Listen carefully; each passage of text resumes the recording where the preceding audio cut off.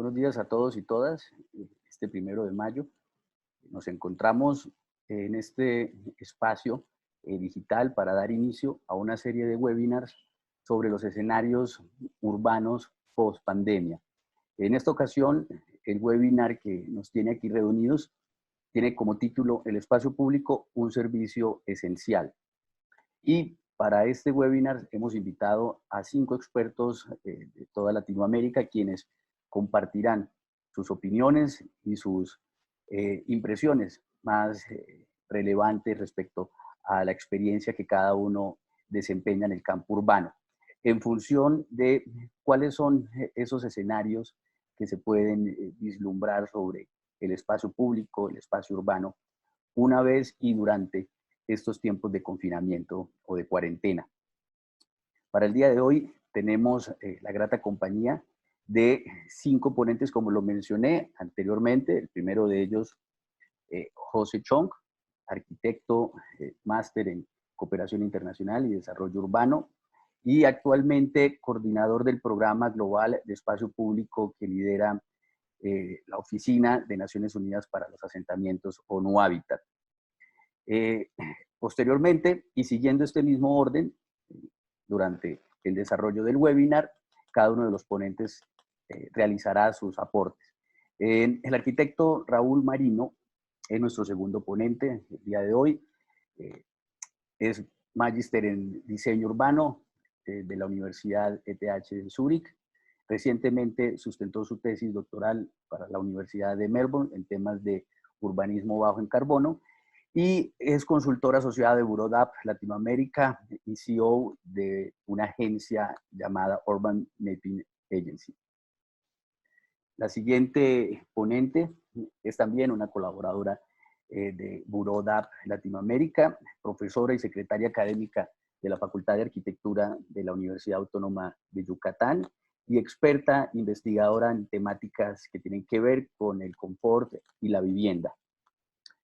Bien, posteriormente nos acompañará en este diálogo el arquitecto y máster Abel Gallegos, experto en urbanismo participativo, en liderar proyectos urbanos con equipos interdisciplinarios y actualmente coordinador general del programa de reconstrucción con cambios del gobierno de Perú.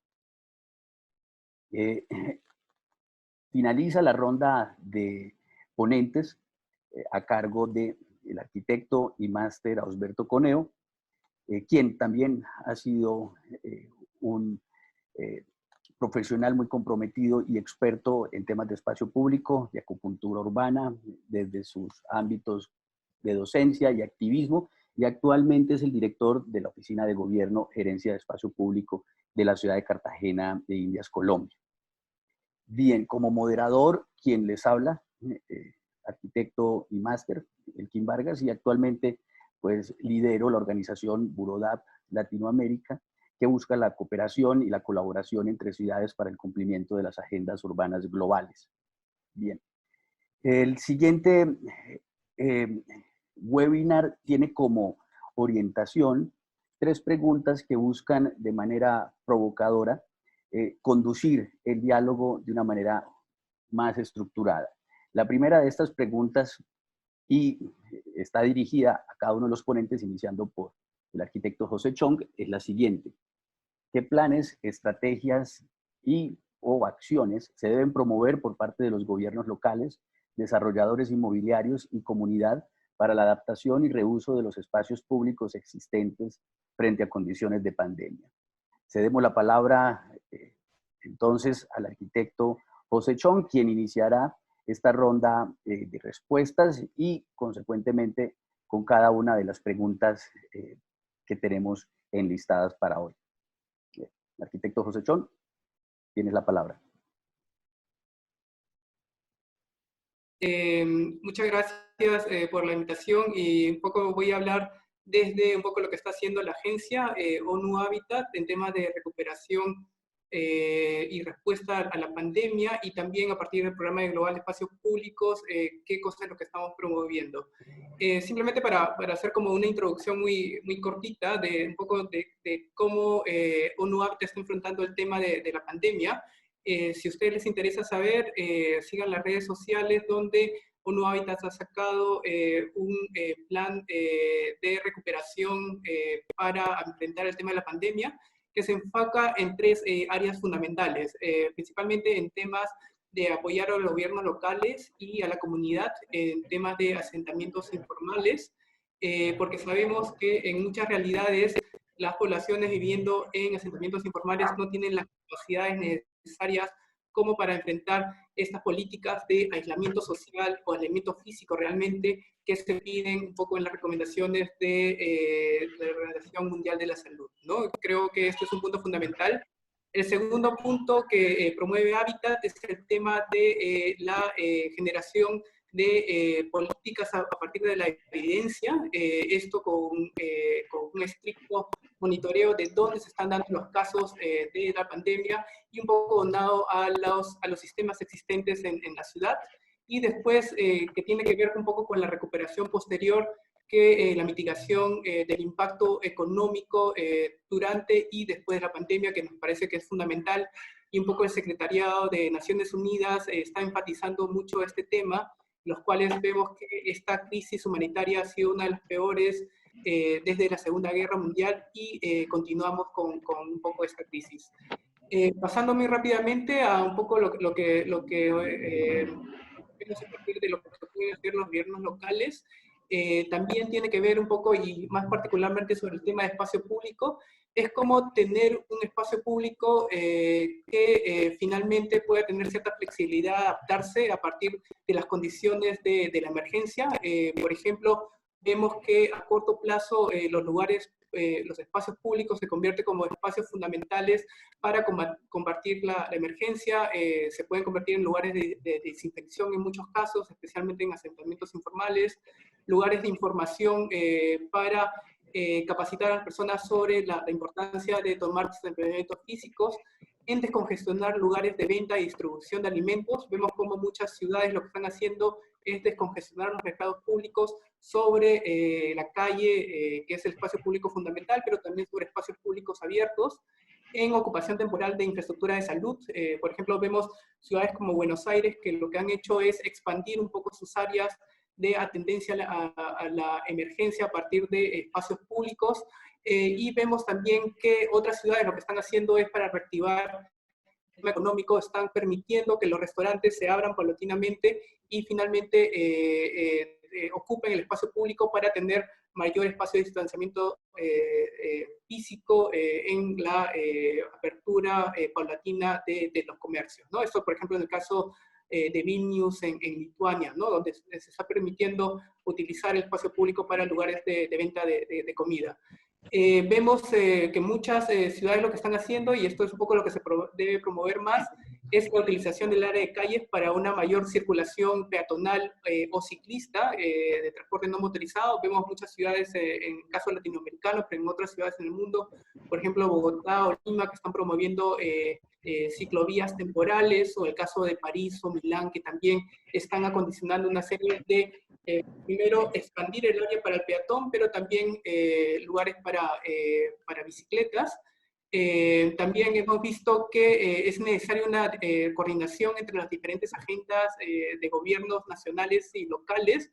Vemos muchas veces una descoordinación entre un poco las políticas que nos están dando entre los diferentes sistemas de gobierno. Y finalmente lo que queríamos nosotros promover es que el espacio público también es el lugar que ayuda a la subsistencia. Muchas personas en los contextos especialmente latinoamericanos utilizan el espacio público para movilizarse de un punto a otro, pero también para hacer usufructo del espacio público para, por ejemplo, venta ambulatoria de comida, venta de una serie de elementos que les permiten llevar el día a día. Entonces, probablemente lo que se puede hacer, y muchas ciudades lo que están haciendo, es con distanciamiento físico permitir, digamos, que se realice ciertas posibilidades de actividad económica.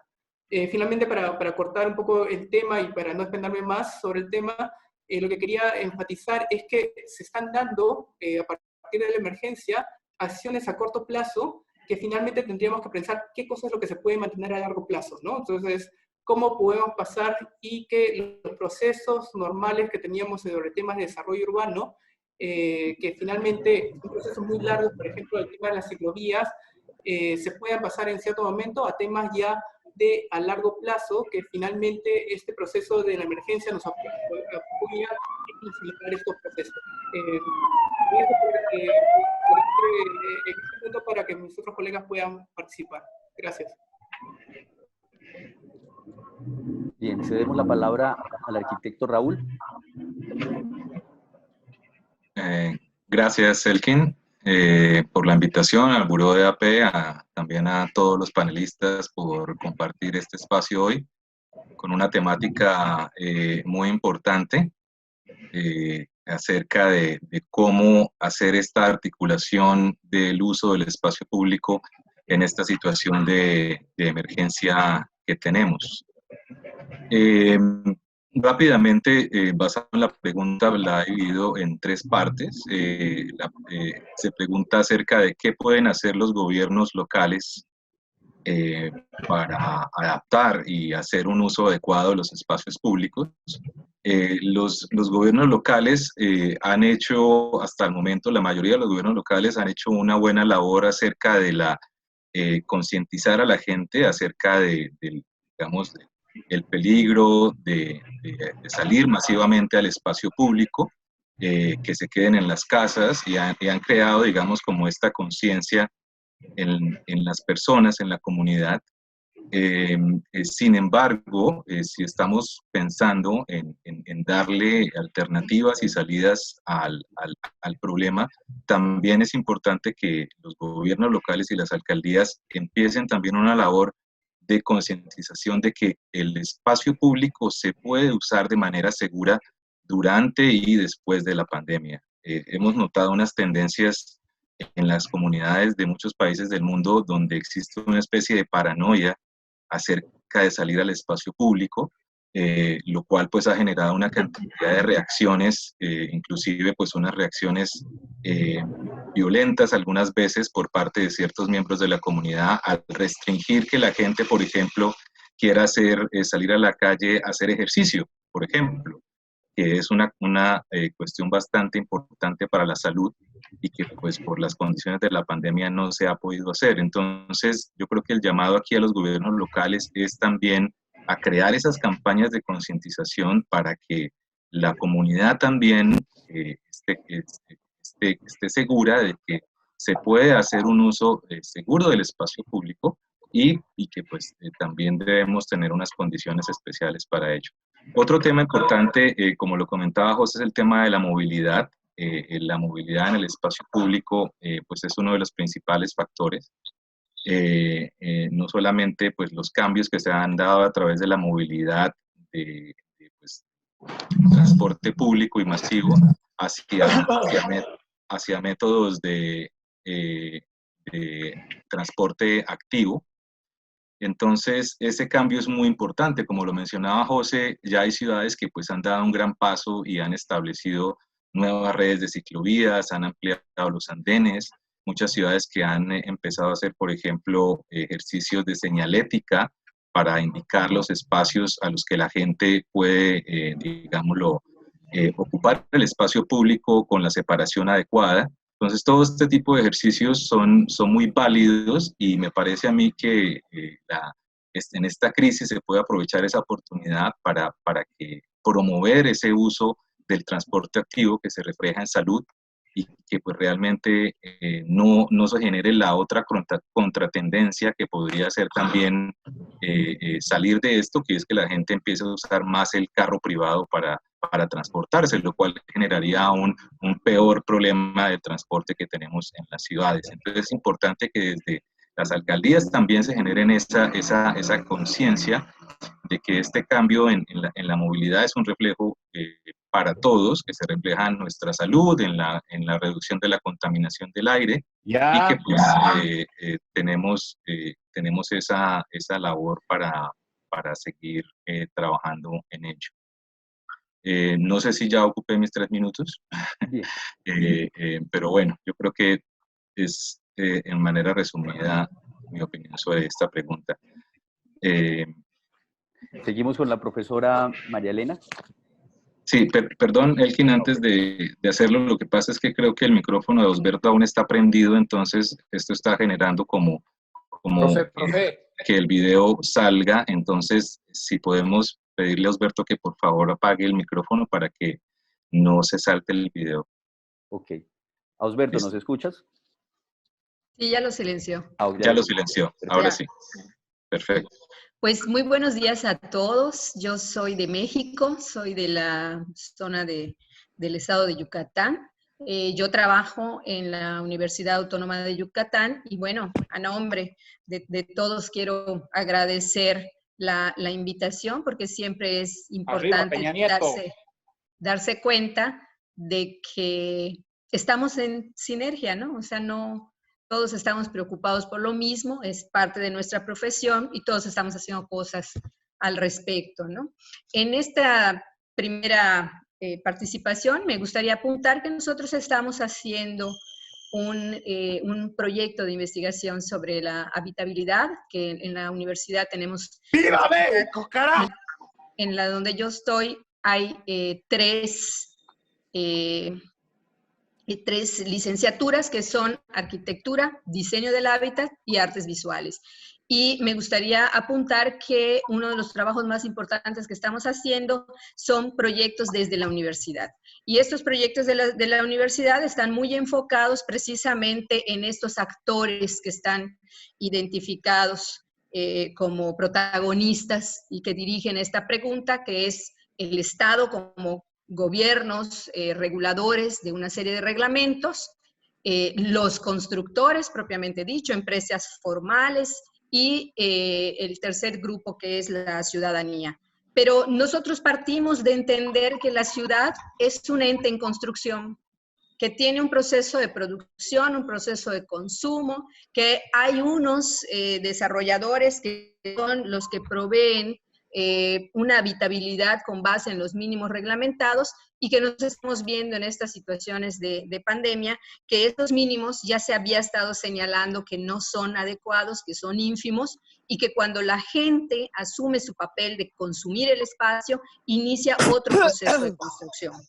En complemento de lo que el compañero Chong mencionaba de la importancia de atender los asentamientos irregulares, que pues como pueden solucionan sus cosas, nosotros ponemos una especial atención en los asentamientos formales, en estos desarrollos habitacionales que están naciendo con mínimos urbanos de vivienda, alta densidad, en mínimos arquitectónicos también, con alta densidad constructiva, cuyos espacios nacen con un hacinamiento por la cantidad de gente que habita en ellos y que además la necesidad de espacio les hace seguir construyendo sobre espacios verdes a costa de una calidad ambiental. Al final, estamos produciendo lo contrario a una ciudad sana. Entonces, hemos introducido este concepto que es precisamente la ciudad salubre, la ciudad sana, donde todas las normas internacionales de su sana distancia, de confort ambiental, de ventilación cruzada en los espacios, de garantizar una temperatura adecuada, sobre todo en climas tropicales, ¿qué es lo que resulta? Pues completamente la realidad contraria a lo que es. En este sentido, nosotros apuntamos que para ese concepto de una ciudad sana, de una ciudad salubre, lo que nosotros teníamos que entender es que si nosotros por cuestiones económicas vamos a seguir apuntalando con el concepto de vivienda mínima para que le toque a todos los deficitarios, también tendríamos que entender que el espacio público es el elemento mediador que puede proveer esas condiciones sociales y esas condiciones naturales que requiere la ciudad para ser una ciudad sana. O sea, el espacio público no solamente tiene todas las bondades del intercambio sociocultural de hacer ciudad, sino también tiene la capacidad de proveer estos jardines de microclima que aminoran las islas de calor. Y principalmente el espacio público, al ser precisamente un espacio que está normado como parques, como jardines, habría que verlo en esta dimensión como un equipamiento que es complementario a las zonas de vivienda. En este sentido, hay que cuidarlos, porque nosotros hemos visto también que muchas veces todo lo que nosotros construimos y en el cual diseñamos áreas verdes, vemos cómo el interés de la construcción, el valor del uso de suelo y una serie de políticas van tendiendo a construir sobre áreas verdes y a privatizar nuestros espacios públicos, ¿no? Nosotros tenemos en la ciudad de Mérida parques completamente difíciles de ser usados porque ya fueron cedidos como áreas para mesas, para el turismo, para esto, y eso también habría que apuntarlo, ¿no?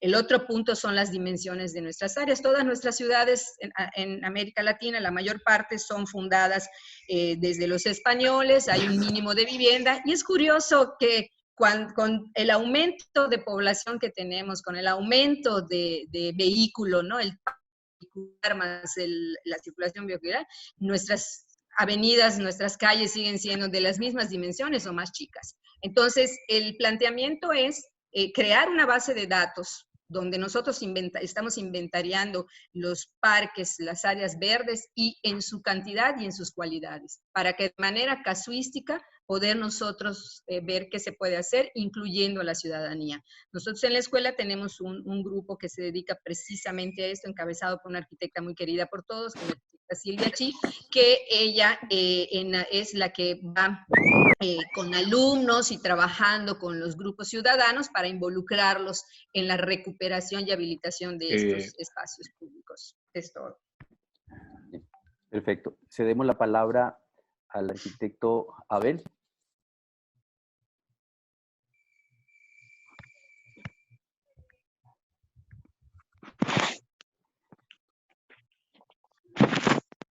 ¿Por qué hay gente que construye su casa en los cerros?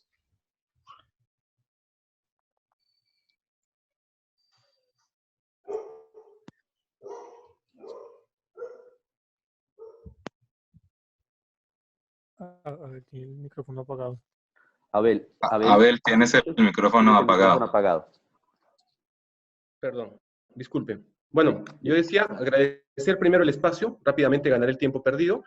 Definitivamente va a haber un nivel de articulación, de integración de elementos y conceptos entre los expositores. La pregunta motivadora hace referencia al corto plazo, pero considero que se debe dar un nivel de escalamiento, una noción de escalamiento al mediano y largo plazo.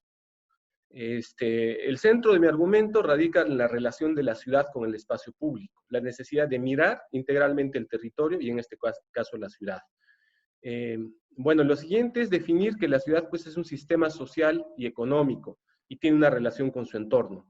Y su naturaleza es adaptarse y buscar responder necesidades de la sociedad. Y una de las cuales es el acceso equitativo al espacio público de calidad. Entonces, uno de los, digamos, conceptos iniciales es la necesidad de democratizar el acceso al espacio público y en la actual coyuntura orientar su adecuación a las demandas específicas que se plantean en el contexto de pandemia. La ciudad durante su historia ha soportado distintos impactos, algunos graduales, otros inesperados, el cambio climático, por ejemplo, los desastres, las pandemias como contextos inesperados, y va construyendo, por ende, la ciudad formas de adaptarse, algunas más rápidamente que otras, algunas más racionalmente que otras. Entonces, no se puede tratar el concepto de espacio público aislado del concepto de ciudad. Resalto en este sentido la articulación necesaria o funcional que tiene la ciudad, por ejemplo, a nivel de centralidades, a nivel de estructuras financieras. Entonces, el espacio público cumple un rol fundamental de estructurar la vida urbana, en el sentido de acceso a servicios, abastecimiento, trabajo, recreación. Lo que se observa usualmente en ciudades es la fragmentación social. Bueno, en sus aspectos concretos relacionados a la pregunta, el acceso a espacio público, el acceso a seguridad, a calidad ambiental. Lo que demuestra la pandemia, por las posibilidades de contagio, es que la ciudad está integrada, pero a su vez está fragmentada, entonces hay una dualidad ahí de aspectos por resolver. Y por ende, atendiendo una situación de fragmentación, podemos atender también la condición en este caso, de contagio. Bueno, en el corto plazo se requiere una respuesta oportuna. Esto de la oportunidad es fundamental. a su vez debe ser innovadora, debe ser rápida y precisa. Esto implica, yo resalto esto en mi participación, la toma de decisiones, la gestión necesaria, ¿no? Entonces, esto va desde un nivel político, pasando por los aspectos técnicos. Bueno, la ciudad en primer frente está a cargo de los gobernantes, y estos tienen que asumir un liderazgo en esa toma de decisiones. También es importante reconocer la necesidad de fortalecer las políticas públicas que reconozcan la importancia y naturaleza multidimensional del espacio público. Considero que se requiere voluntad en primer término, visión, recursos, estos pueden ser técnicos, económicos, participativos, obviamente el diseño de estrategias, pero también se requiere un cambio de paradigmas. Como ejemplo, esa visión de que el Estado resuelve todo, por una visión de cambio basada en la corresponsabilidad, la academia, con la innovación, la sociedad organizada, los fuertes, la participación de las instituciones. Bueno, en resumen, se requiere un diagnóstico rápido, una atención integral del territorio, priorizar los sectores vulnerables, finalmente los que más sufren son los que menos tienen, la adecuación de la infraestructura modular rápida para cumplir estas demandas de apoyo, cobijo, abastecimiento, activar la economía, la salud, el tema de violencia doméstica, la información, la movilidad, elemento fundamental, funcional de la ciudad, es decir, construir una red de apoyo que permita mitigar los impactos de la pandemia. Muchas gracias. Bien, muchas gracias, arquitecto Abel. Cedemos la palabra al arquitecto Ausberto Coneo, director de Gerencia del Espacio Público, la oficina encargada en la ciudad de Cartagena de atender toda la agenda de espacio público. Ausberto, ¿estás en línea?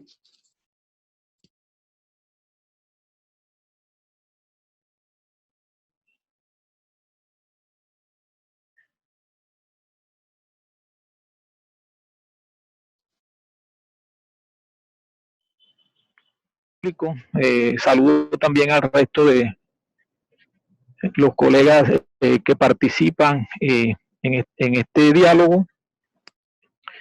Y bueno, pues te contaré o les contaré un poco sobre, y fundamentado en esa primera pregunta provocadora, lo que nosotros hemos venido realizando desde la Gerencia de Espacio Público del Distrito de Cartagena.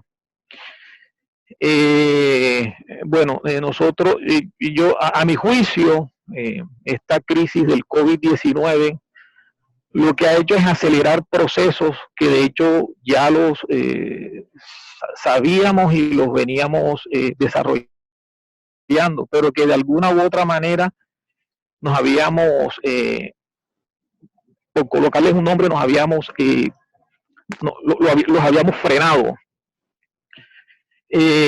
Cartagena es una ciudad turística por excelencia en nuestro país. En ese sentido, una vez se inició toda esta crisis, a nuestro alcalde o al alcalde del distrito le tocó tomar decisiones rápidas. De hecho, en ese sentido fuimos pioneros en la cuarentena, en decretar la cuarentena preventiva, y a partir de allí se empezaron a generar estrategias para garantizar el aislamiento de la población. El espacio público en esta ciudad, y pues ya lo habían comentado anteriormente, en una ciudad como la nuestra, del contexto latinoamericano, donde por un lado está la ciudad informal, donde se utiliza el espacio público inclusive como proyección del espacio privado, juega un papel fundamental. Y en la ciudad formal, por esa misma porción de ciudad informal, también se convierte en un escenario de comercio informal en el espacio público. Todas estas dos caras de la ciudad, o estas dos caras del espacio público en la ciudad, convierten el tema en algo complejo, y que pues aquí se tuvo que que implementar medidas drásticas, restrictorias, que estamos convencidos de que debemos ir gradualmente desescalando, porque estamos pensando, y así lo hemos venido haciendo, en la etapa que viene, que es la etapa de post-COVID, la etapa de reactivación. Esto es un tema multidimensional y que nosotros hemos estado abordando con diferentes secretarías, diferentes entidades del distrito, para trazar unas estrategias articuladas y de esta forma poder afrontar de una manera mucho más holística el desescalamiento de estas medidas. En cuanto al espacio público, sobre todo en lo que tiene que ver con el centro histórico y su área de influencia, que es donde confluye mucha más gente local y es donde la mayoría de los turistas que nos visitan confluyen también, se empezaron a tomar medidas que van desde la sensibilización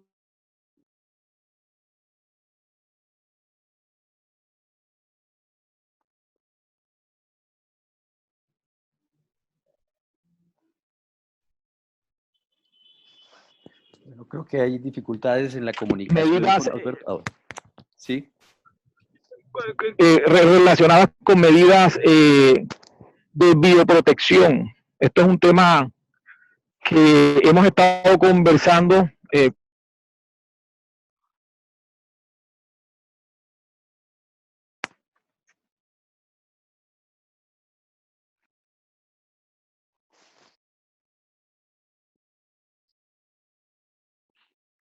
Osberto.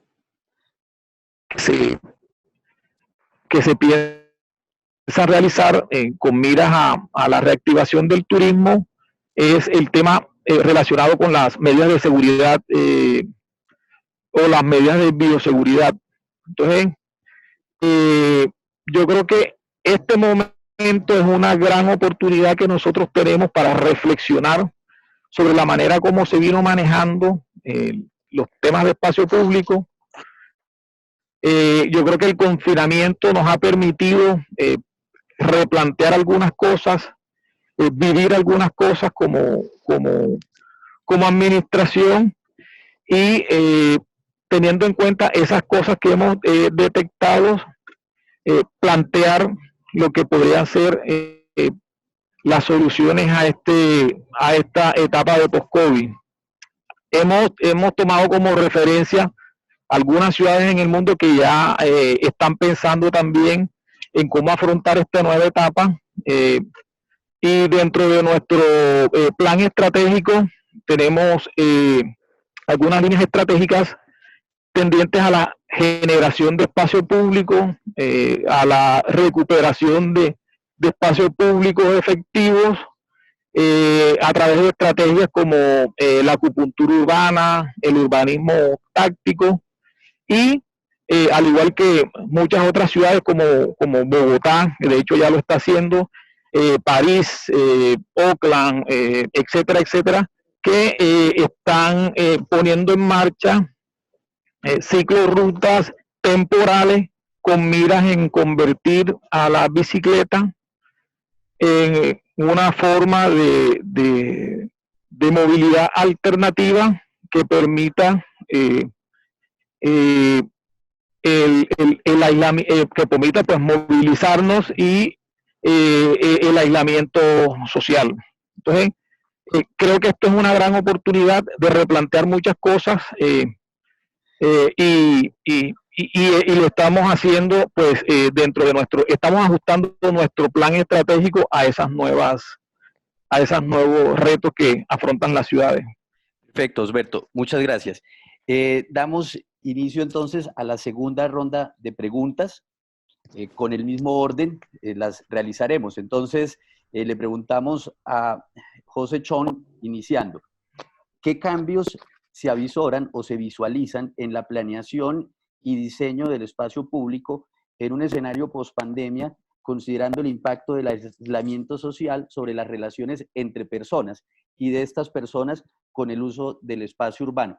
Antes, discúlpame, José, de dar inicio o de cederte la respuesta, quisiera recordarles el uso racional del tiempo con el fin de poder cumplir con la hora programada. Tenemos un pequeño desfase, pero bueno, muy seguramente varias de las tesis que ya se han expuesto dentro de las siguientes preguntas se estarán repitiendo, entonces en ese sentido podemos hacer más síntesis. Bueno, adelante, José, por favor. No, gracias, Elkin. Yo creo que quería reflexionar solamente para introducir el tema sobre un poco cómo diferentes ciudades están enfrentando el tema de espacio público, ¿no? Pero lo que es claro es que el espacio público es una infraestructura crítica durante la pandemia y también para la recuperación. Yo creo que esto es fundamental. Ciertas ciudades han decidido dejar los espacios públicos abiertos durante la pandemia por temas de salud física, mental y emocional, ¿no? Y eso, y creo que teniendo las normas adecuadas de distanciamiento físico, se puede utilizar y seguir utilizando los espacios públicos.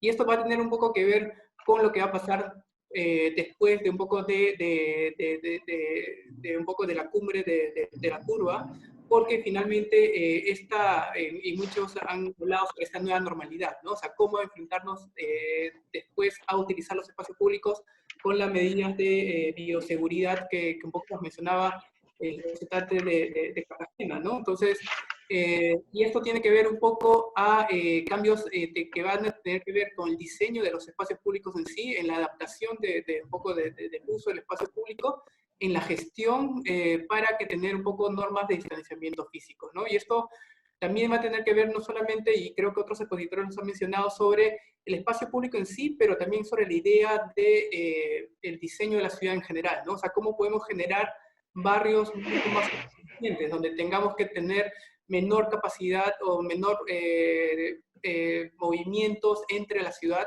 de largas distancias, sino cómo podemos generar, y un poco esto París lo estaba promoviendo antes de la crisis, en la ciudad de los 15 minutos, ¿no? Y creo que un poco este tema de la compactación se vuelve fundamental. Cómo generar estos barrios autosuficientes donde podamos poder realizar todas nuestras actividades, que esto tiene que ver con una mezcla de usos.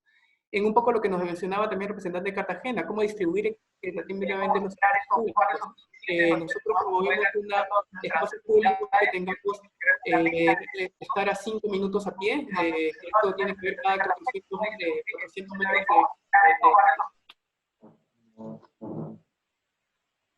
participación ciudadana, ¿no? Vemos cómo diferentes organizaciones están involucrando mucho más a las comunidades y un poco hacer concursos para un poco reactivar la vida pública, que va a ser uno de los retos principales. Ciudades como Madrid, que ha lanzado una campaña que se llama Reactiva Madrid, que llama un poco a las diferentes comunidades en proponer ciertas ideas de reactivación del espacio público, obviamente con distanciamiento físico, pero que esto va a ser muy importante porque hay estudios que nos muestran que finalmente la comunidad ha sido fundamental en tema de la recuperación de la emergencia.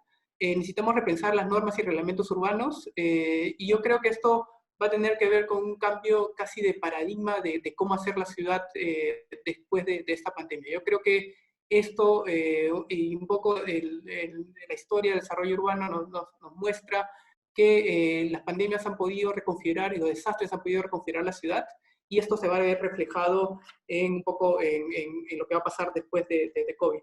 Solamente quiero dejarle con 2 estadísticas ya para cerrar esta parte. En el año 1900 teníamos alrededor del 25% de la ciudad, de una ciudad era destinado a calle. En el año 2015 teníamos una reducción hasta el 20% de área destinada a calle. Naturalmente, lo que ha habido es una reducción de la cantidad de calle en una ciudad. Y esto, finalmente, viendo un poco las características del distanciamiento físico que necesitamos, es contraproducente a un poco a lo que se quiere abocar de tener mayores espacios de distanciamiento para ciclovías, para peatones, etc. Y esto creo que es fundamental. Otro tema es el tema de la expansión urbana. Y esto va a tener que ver un poco con repensar las densidades. Se había estado hablando de la dispersión urbana, pero también con muchas, digamos, focos en los cuales tenemos altas densificaciones y bajas densidades, ¿no? Entonces vamos a tener que repensar también el paradigma de la densidad a partir de lo que ha estado pasando naturalmente y a partir de la emergencia sanitaria. Bien, muchas gracias, José. Seguimos con Raúl. Bueno, muchas gracias, Elkin y José. Alrededor de esta pregunta, me parece básico el papel o orientar la planificación urbana hacia la salud pública. Uno de los factores que muchas veces no se toma en consideración en los planes de desarrollo o en los planes locales es cómo lograr una salud pública integral, no solamente en tiempos de pandemia, ¿no? Obviamente en tiempos de pandemia es pues mucho más crítico, pero realmente el tema de la salud pública lamentablemente se ha dejado de lado y se favorecen otro tipo de prioridades en los planes de desarrollo. Yo creo que es fundamental que esta crisis nos sirva para hacer ese cambio de paradigma que está mencionando José y que pues realmente entendamos que todos pues somos, estamos en una simbiosis entre pues todos los sistemas urbanos, naturales, y pues que esta es la manera como nosotros podemos realmente lograr que esto nos sirva de experiencia para lograr nuevos cambios. Por ejemplo, el tema de cómo la naturaleza urbana, la flora y la fauna se ha recuperado en estos tiempos de pandemia, cómo vemos que especies que nunca veíamos empiezan a aparecer en las ciudades. Todas estas cosas realmente muestran que es posible hacer este cambio y que pues realmente dentro del tema de la planificación es importante que se le dé ese énfasis en el tema de la calidad de vida, no solamente por ejemplo en la reducción de la contaminación y la polución, que realmente si vamos a ver por ejemplo las estadísticas, se muere más gente por la polución del aire de las ciudades que pues, por la misma pandemia, ¿cierto? Y pues la cantidad de gente que se ha dejado de morir por enfermedades respiratorias puede superar inclusive pues, la cantidad de gente que se ha muerto por la pandemia. Entonces eso nos lleva a plantearnos muchísimas cosas interesantes alrededor de lo que podemos hacer realmente en nuestras ciudades para brindar una mejor calidad de vida hacia la población. Un segundo punto rápido es cómo pues esta crisis ha acelerado lo que mencionaba, por ejemplo, Alberto, este cambio acelerado hacia pues una nueva sociedad. Estamos migrando rápidamente hacia una sociedad digital, ¿cierto? Es donde todos estamos pues interrelacionándonos, interactuando de manera virtual, a través de nuestro computador, etcétera. Esta transición acelerada, si bien puede tener unas ventajas, es crítico que se haga de una manera responsable, ¿cierto? La sociedad digital debe ir de la mano también con una interacción social que se manifieste también en la calidad de vida. Hay muchísimos estudios que demuestran cómo la falta de interacción social, o sea, de la gente, relacionarse con la gente en el espacio público, personalmente, afecta también la salud muchísimo, ¿cierto? Sobre todo, por ejemplo, en adultos mayores que pues, se sienten solos, no pueden salir a la calle, etcétera. Entonces, todo esto genera una cantidad de cuestiones en el tema de la salud que yo creo que es importante que los tengamos, todo este tipo de interrelaciones las tengamos a la mano. Y una última observación acerca de cómo, digamos, distintas actuaciones dentro del urbanismo que ya se han dado o se han venido dando en las ciudades, como lo es el urbanismo táctico, puede pues realmente proporcionar soluciones temporales, digámoslo así, para durante y después, digámoslo, de los escenarios de pandemia.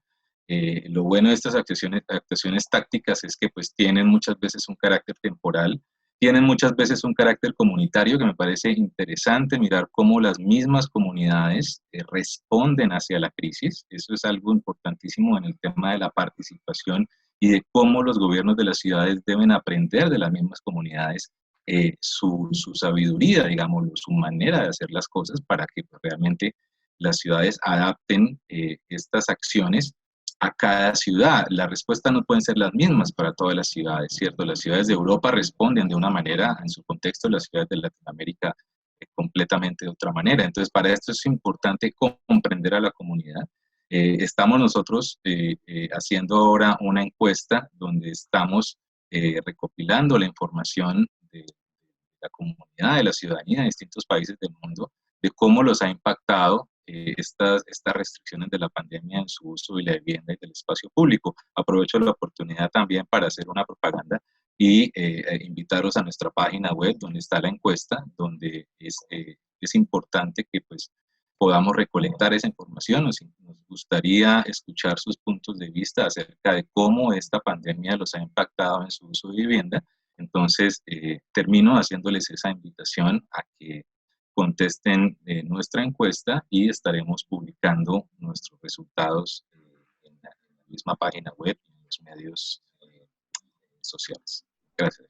Bien, muchas gracias, Raúl. Le cedemos el paso a la arquitecta María Elena, que la tenemos acá. Ah, sí. Por favor, María Elena. Bueno, la pregunta es bastante concreta en el sentido de qué se avisora en la planeación.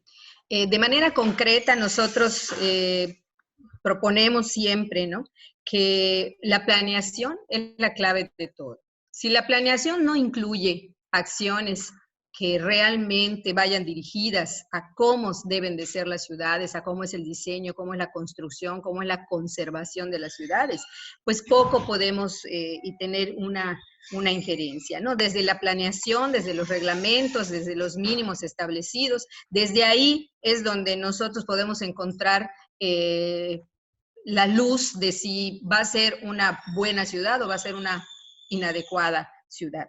En este contexto, nosotros siempre hemos pensado que las planeaciones se tienen que entender de dos tipos, ¿no? La planeación que anticipa lo que se va a construir y una planeación que permite corregir lo inadecuado, ¿sí? Desgraciadamente en muchos de nuestros gobiernos todo ha sido correctivo, ¿no? ¿Qué se hizo mal? ¿Qué esto? Y ahí apuntalamos y es una crítica generalizada, ¿no?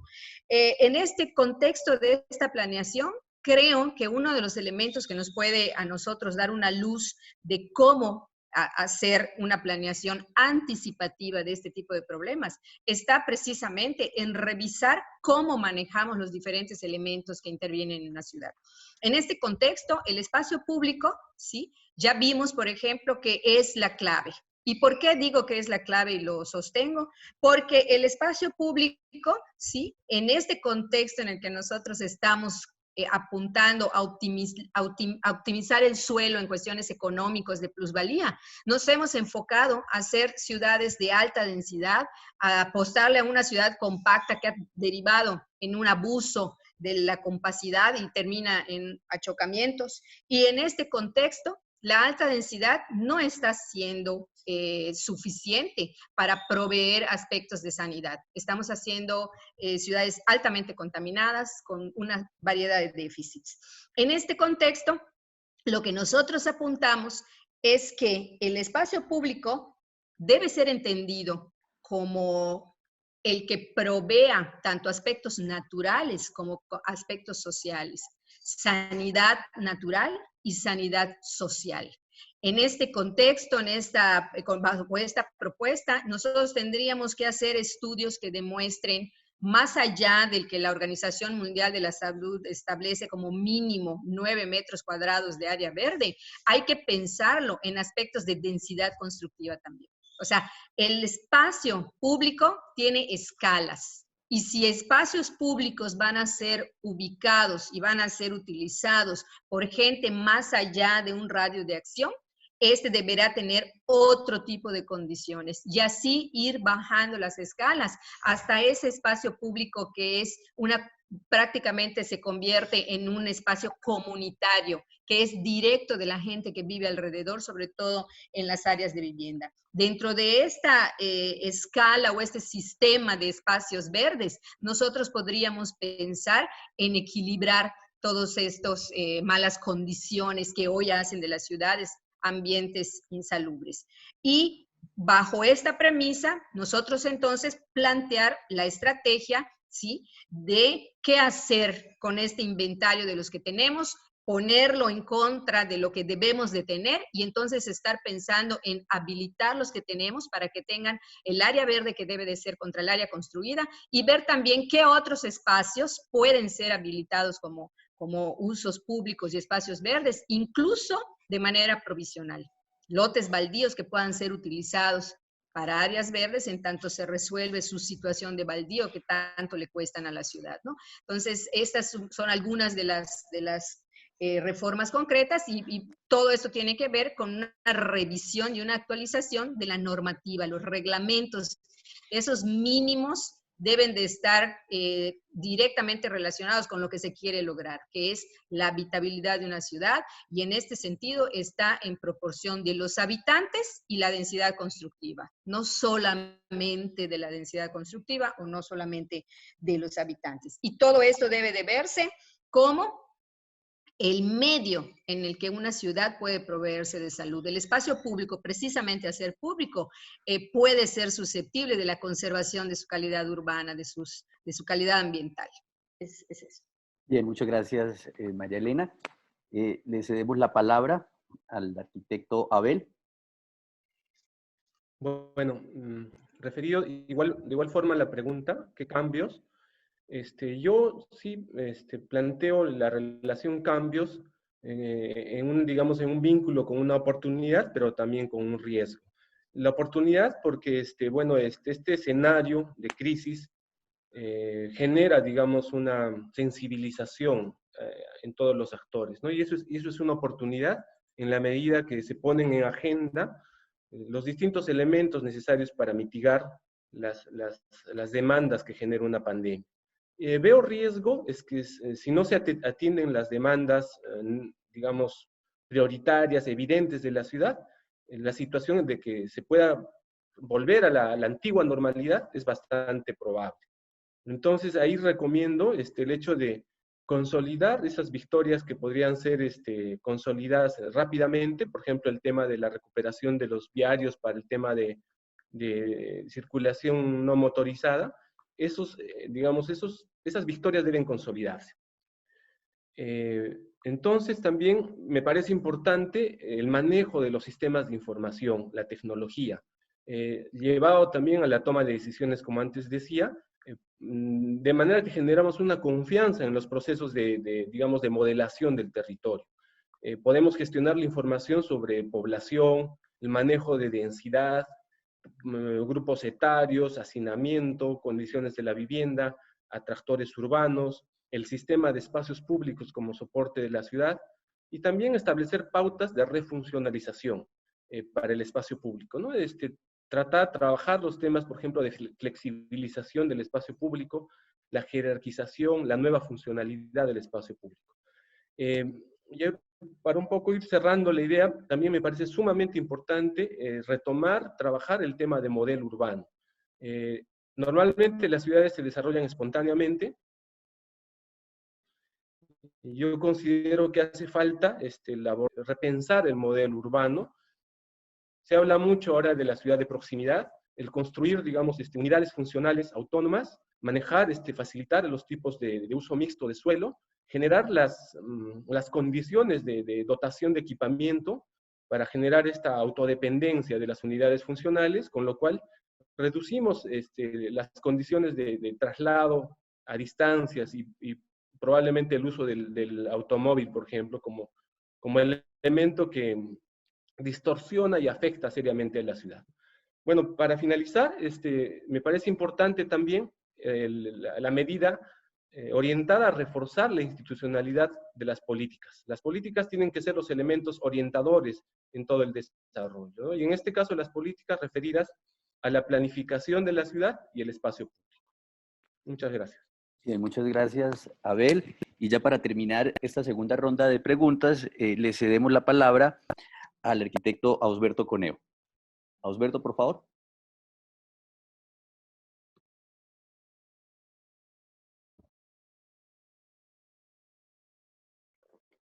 Ausberto, ¿nos escuchas?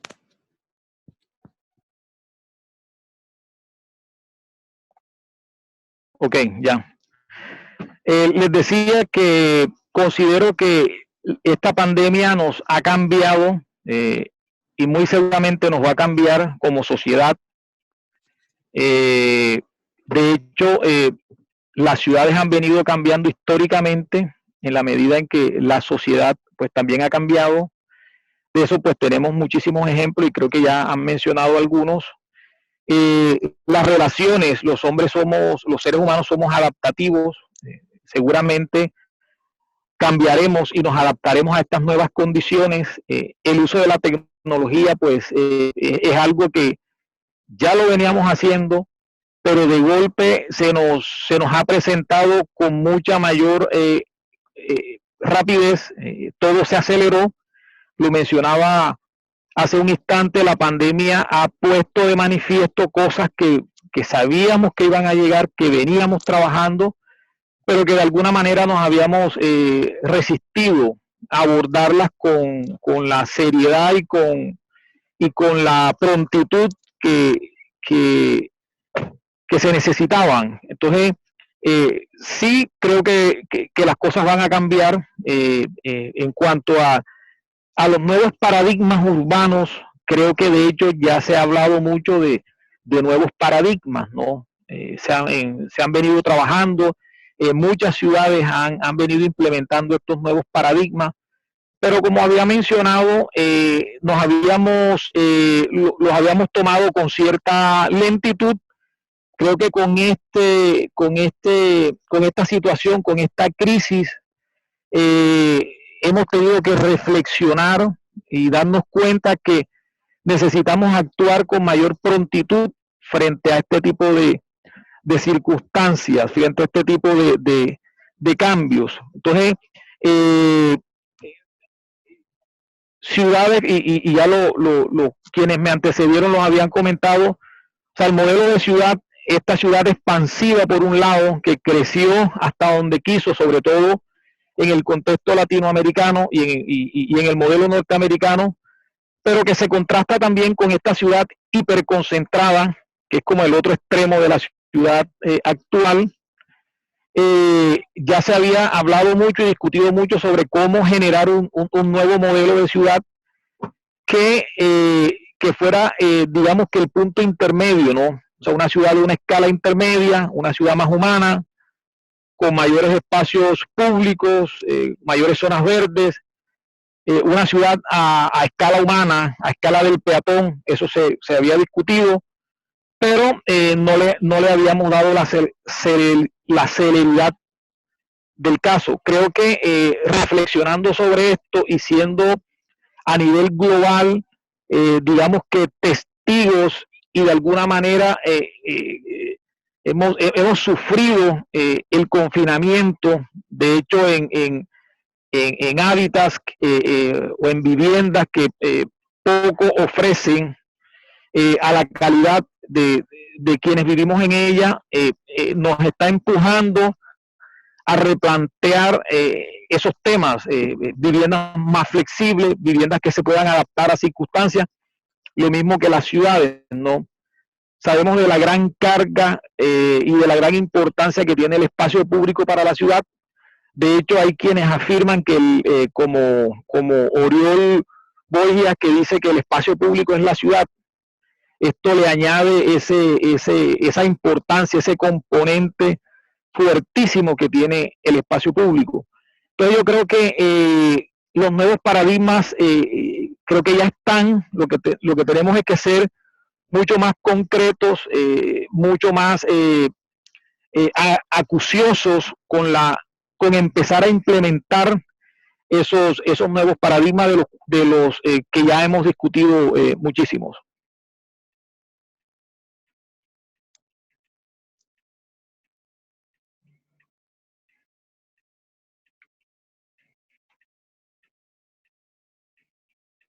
No escucho. Perdón. Bueno, mencionaba, muchas gracias, Alberto, por esos aportes. Y ya para finalizar, tenemos la última ronda de preguntas orientadoras antes de cederle la palabra al auditorio a través de unas preguntas que hemos seleccionado y que estaré socializando a continuación, una vez culminemos esta última ronda. Entonces, iniciamos nuevamente con José Chong, y la pregunta es la siguiente: ¿cómo se afectará la producción de vivienda urbana ante un espacio público que pasa de una dimensión física a una virtual? ¿O creen que la vivienda seguirá concibiéndose de la misma manera? No, definitivamente la vivienda y el modelo urbano va a cambiar, como ya se ha dicho en esta sesión. Y creo que eso tiene que ver mucho con garantizar que todos tengamos una vivienda digna. Solamente para recordarles que en el mundo hay actualmente alrededor de 1.000 millones de personas viviendo en condiciones de tugurios, asentamientos informales, regulares, etcétera, y que alrededor de 1.800 millones de personas viven en condiciones de hacinamiento. Acuérdense que tenemos alrededor de 7.000 millones de personas. Esto nos quiere decir que el tema de la vivienda es fundamental, principalmente en temas de salud, y eso tiene que ver un poco con redistribución y que tiene que ver con inequidades que se producen en la ciudad. Entonces, finalmente, esto tiene que ver con un poco, necesitamos encontrar mecanismos para mejorar la accesibilidad a esa vivienda social, y creo que en general la vivienda en la ciudad formal también tiene que ver un poco con esta idea de la ciudad compacta, ¿no? Esta ciudad que tengamos la mayor cantidad de servicios a distancias caminables, como ya lo había dicho y como lo han repetido otros expositores. Vamos a tener que repensar otra vez el tema de las densidades y un poco de los modelos también de desarrollos inmobiliarios, en los cuales tengamos que buscar no solamente estos grandes desarrollos, sino repensando una escala más intermedia en las cuales podamos realmente construir comunidad, el tema de la vivienda como espacio doméstico, pero también espacios de convivencia que probablemente tengamos que tener una idea de lo semipúblico, con ciertos grados de accesibilidad a partir un poco de las condiciones sanitarias que se puedan encontrar. Y también repensar un poco el diseño interior de la vivienda para evitar un poco estas condiciones de hacinamiento que se dan en muchos de estos nuevos desarrollos en los cuales vemos que el espacio doméstico, y lo vemos en estos meses o 2 meses que muchos estamos en casa, de cómo realmente la vivienda se convierte en un espacio fundamental para garantizar la salud física, mental y emocional de todos, pero también con interacción con estos espacios comunales, pero con estos espacios públicos y con el barrio, ¿no? Yo creo que es una relación entre pensar la vivienda, pero también pensar el barrio. Y solamente quería terminar con una idea que tiene que ver un poco con el área de dominio público. Hemos visto de que nuestras barreras entre lo que es el espacio doméstico y el espacio público y este espacio intermedio, que es este espacio casi semipúblico de interacción entre lo interior y lo exterior, creo que ha cobrado mucho más importancia ahora. Lo que hemos visto como modelo de ciudad es que este espacio doméstico le miraba la cara opuesta a la ciudad. Y hemos visto que finalmente el no tener acceso a espacio público se convierte en mucho más importante tener casi este espacio de mirar la calle, ¿no? Estos eyes on the streets o ojos en la calle, ¿no? Que de alguna manera tiene que ver con esa relación, las personas que tienen balcón y un poco esta nueva socialización que se da entre el adentro y afuera, creo que es fundamental, y pensar de que estamos todos construyendo ciudad. Yo creo que esto, definitivamente el tema de vivienda va a cambiar, pero tiene que ver con un cambio también de paradigma y de los modelos urbanos y también de los modelos económicos que permiten la producción de vivienda y una producción de vivienda digna para todos. Bien, muchas gracias, José Chong. Cedemos la palabra a Raúl. Bueno, gracias, Elkin. También rápidamente por el tema del tiempo, que ya se nos está agotando un poco, solo unos 3 puntos sobre el tema de la vivienda, que es fundamental. Todos lo estamos experimentando hoy en día, cómo nuestras viviendas se han transformado para usos pues, no habituales, ¿cierto?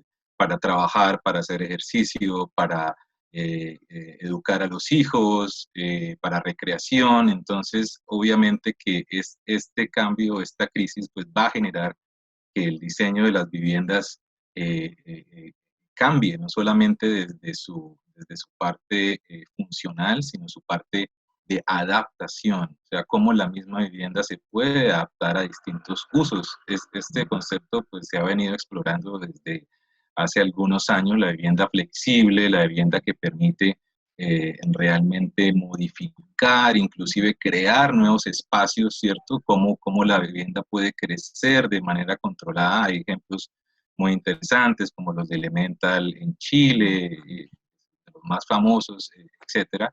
Entonces, esto pues realmente va a transformar cómo pues los estudios de arquitectura, cómo los estudios de planificación urbanas responden a este reto y pues creará pues nuevamente tipologías de vivienda y pues una nueva reapreciación de la calidad del diseño de la vivienda, que muchas veces el público, digamos en general, dentro de la parte misma del diseño de la vivienda, de la calidad del diseño, tienden a darle menor importancia sobre, digamos, privilegian la localización, privilegian los acabados, bueno, otro tipo de cuestiones. Sin embargo, es importante volver a apreciar realmente la importancia de tener una vivienda bien diseñada y pues ahora pues estamos viviendo pues estas consecuencias. Otro punto interesante dentro de este tema que nombraba José Chon alrededor del tema de cómo pues la ciudad tiene que responder hacia todo tipo de población, especialmente la población vulnerable, ¿no? Que pues, no solamente pues no tiene una vivienda de calidad, sino que no tiene vivienda muchas veces, ¿no? Entonces ese es el gran reto, realmente el gran reto de los gobiernos es finalmente entender que toda la población necesita una vivienda digna, ¿no? Y que esa vivienda digna no puede seguir estableciéndose bajo los mismos paradigmas de la vivienda social como se hace normalmente en Latinoamérica, que desafortunadamente pues son las peores que se producen, ¿no? Muy pocos ejemplos hay de vivienda social que sea una vivienda social realmente de calidad. Entonces, esto pues realmente lleva a replantear a los gobiernos que pues, es necesario que se dé una vivienda social de calidad, pues realmente se ofrezca esta parte esencial de la vivienda de la vida de las personas y el gobierno facilite, obviamente de la mano de los desarrolladores privados, etcétera, nuevos modelos para explorar cómo se pueden desarrollar nuevos modelos de vivienda social. Y como último, en el tema de la vivienda, también me parece importante cómo la vivienda no solamente es un espacio de uso, sino un espacio de producción. Entonces, cómo la vivienda se convierte en un espacio de producción, por ejemplo, de comida, ¿cierto? Tenemos unos ejemplos bastante interesantes de agricultura urbana en muchísimas ciudades del mundo. Ahora mismo, pues, está muy en boga porque, pues, qué mejor uno que producir sus mismos alimentos dentro de su casa, en su jardín, en vez de tener que salir a comprarlos al supermercado y exponerse, etcétera. Entonces, esto, pues, crea un nuevo auge de cómo la vivienda también no solamente consume, sino produce una vivienda productiva. Y más que el tema de la comida, por ejemplo, estamos hablando del tema de la energía. La vivienda puede producir energía alrededor de sistemas alternativos como paneles solares y otro tipo de sistemas que pues, ya están implementados en muchísimas ciudades del mundo y que comprobadamente pueden suplir parte de la necesidad de la electricidad de la vivienda, o inclusive el mismo tema del agua, cómo la vivienda pues capta el agua, ¿cierto? Cómo la vivienda instala pues tanques de agua lluvia y utiliza esa agua para usos no potables, ¿cierto? O inclusive hay muchos ejemplos donde esa misma agua se puede utilizar con ciertos tratamientos para usos potables. Entonces, me parece importante ese cambio de la vivienda como solamente algo que consume y la vivienda como algo que produce, algo que pues realmente es proactivo alrededor y sobre todo en estos momentos de crisis, me parece un concepto muy importante para explorar. Muchas gracias, Raúl, por esas apreciaciones muy interesantes. Cedemos la palabra al arquitecto Abel. Muchas gracias. Para contribuir con, de repente, también otro punto de vista, creo que el tema de la vivienda puede dividirse en dos grandes grupos. La vivienda formal nominativamente, y la vivienda informal. La pandemia ha evidenciado serios problemas en los dos niveles, ¿no? Esto tiene que ver con, digamos, que la vivienda ha tenido que asumir funciones urbanas en este contexto de aislamiento, relativas al estrés, hasta violencia familiar, al tema del teletrabajo, distintas funciones que la vivienda ha tenido que soportar, con lo cual se ha evidenciado que su desarrollo, su orientación no es la más adecuada. Entonces, respecto a la vivienda formal, podríamos decir que hay problemas desde el tema de especulación, el tema de valor de suelo, que ha llevado pues a generar modelos y prototipos de vivienda no tan eficientes, ¿no? Que generan también, hay distorsiones en las condiciones ambientales, funcionales, por el valor de suelo. Y en el caso de la vivienda informal tiene mucho que ver el tema de acceso. Y en el acceso tiene que ver también el tema de las condiciones de ocupación para sectores de población de menos recursos. Y en este tema también tenemos todo un vector de problemas que tiene que ver con el acceso a servicios básicos, con los problemas de accesibilidad, conectividad, los problemas funcionales propiamente de la vivienda, estructurales. Entonces, yo plantearía dos dimensiones de la problemática de vivienda, cada cual abordar con una distinta posición. Me preocupa más el tema de la población o de vivienda informal. Ahí creo que hacen falta algunas medidas de reconocimiento de algunos valores de este proceso, digamos, de asentamiento. Normalmente se dan reproducciones culturales de población migrante. Normalmente también se da el hecho de no reconocer la informalidad en las ciudades. Creo que hay que ver de forma diferente la informalidad. Hay recursos y hay elementos ahí sumamente interesantes, la vida comunitaria, los elementos, digamos, de articulación, de ayuda, digamos, de afianzamiento del tejido social. Entonces, me parece importante reconocer la tradición y la cultura respecto a la informalidad como elemento, digamos, impulsor de la mejora de la vivienda. Obviamente hay que plantear recursos específicos, por ejemplo, el análisis de tipologías, el plantear prototipos y modelos de reforzamiento en las dimensiones estructurales, ambientales y funcionales, en esta visión de, digamos, de tener una ciudad equitativa, una ciudad que permita a todos los digamos, habitantes de una ciudad tener un nivel, digamos, de acceso a calidad de vida. Muchas gracias. Bien, muchas gracias, Abel. Cedemos la palabra a la arquitecta María Elena. Me salté un poco el orden porque, bueno, no visualicé a todos en el monitor, pero bueno, ya nuevamente la arquitecta María Elena está con nosotros dando respuesta a esta interesante pregunta. Por favor. Sí, gracias.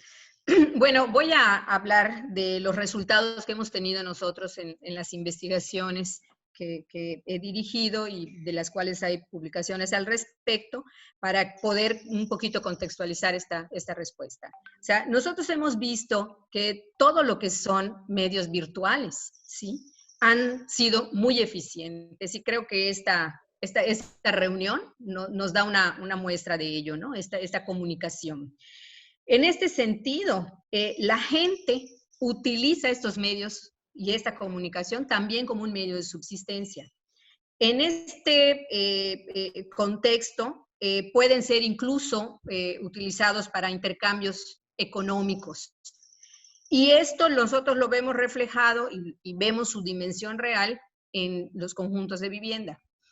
Nosotros hemos visto en los conjuntos de vivienda mínima, ¿sí?, que hay dos cosas sobre las cuales tenemos que partir. La primera es que la vivienda mínima sí es efectiva en cuanto a que su costo permite llegar a gente que tiene un déficit de vivienda. El 100% de los pobladores aceptan una casa, por pequeña que sea, porque es propia y obviamente en esto subyace la esperanza de poderla ampliar, de poderla modificar. La segunda premisa es que los modelos de vivienda no pueden ser mínimos para igual si nosotros los utilizamos en condominios horizontales que condominios verticales. ¿A qué voy con esto? Que si nosotros partimos de que la vivienda pequeña implica un crecimiento, implica también una calidad inicial en cuanto a lo ambiental, en cuanto a lo constructivo y en cuanto a lo funcional, todo esto va a variar cuando la gente la quiera ampliar. Y debemos procurar que esas condiciones se presten de origen a que mejoren y no que con el crecimiento se vaya a hacer mal. En este contexto, nosotros proponemos que la vivienda mínima no debe de ser de ninguna manera total y absoluta para un condominio vertical. porque estás condenando a la gente a que no puede ampliar la vivienda. Y las familias tienden a crecer, crece el número de habitantes, crece la familia nuclear, la familia extensa, y entonces estaríamos nosotros propiciando hacinamiento. Creemos que si se trata de vivienda mínima, esta tendría que ser horizontal para tender hacia un crecimiento vertical. O sea, una planta de 40 a 45 metros cuadrados puede ser ridículamente pequeña, pero con la esperanza de que pueda subirse en una segunda, una tercera planta, y entonces tú vas a tener una vivienda de 120, 140 metros cuadrados, que eso ya hace más digna. En este contexto, el espacio público juega un papel importante, porque el crecimiento se da sobre los terrenos. Y entonces habría, vuelvo a lo mismo, insistir en que el espacio público tiene que ser calculado en proporción de la densidad y de los habitantes para ser concreta. Dentro de esto, nosotros tenemos que entender que hemos visto que estas viviendas, por mínimas, es gente de escasos recursos, termina volviéndose un uso mixto. Entonces no tenemos que preocuparnos por la mixtura porque se va a dar, eso es por claro. Entonces nos debemos de preocupar en qué condiciones nosotros propiciamos esa mixtura adecuada. Y definitivamente que las áreas, tenemos que convertir el uso del espacio público en un círculo vicioso que es actualmente de abandono, obscuridad y riesgo que se ven como espacios de inseguridad, a un círculo virtuoso.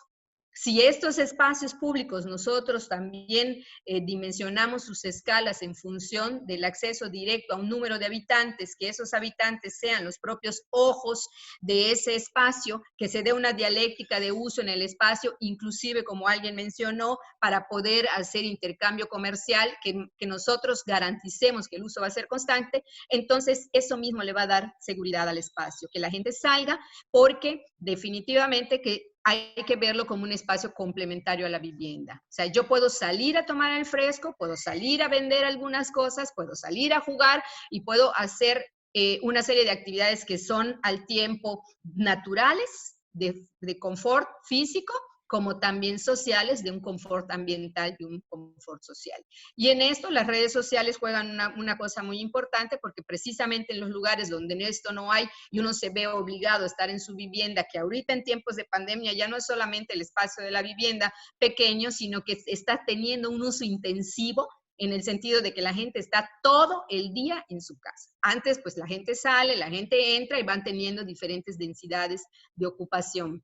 Ahorita están todos dentro de la vivienda, entonces el espacio público es un área donde pueden salir a esparcir y luego regresar a continuar la pandemia o en ciertas condiciones tener un aislamiento. Entonces el espacio público yo creo que no cede su espacio a pesar de todo tipo de comunicaciones virtuales, y porque sigue teniendo un referente de su utilidad tanto ambiental como social, ¿no? Natural como social. Bien, muchas gracias, María Elena. Y ya para finalizar esta última ronda de preguntas orientadoras, le cedemos la palabra al arquitecto Osberto Coneo. Por favor, Osberto.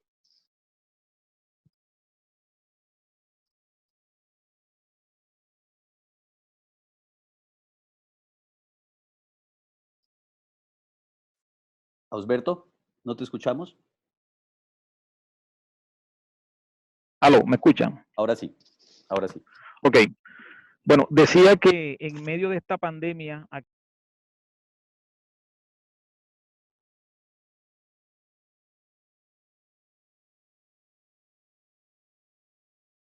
quedado el desarrollo de la vivienda en términos generales.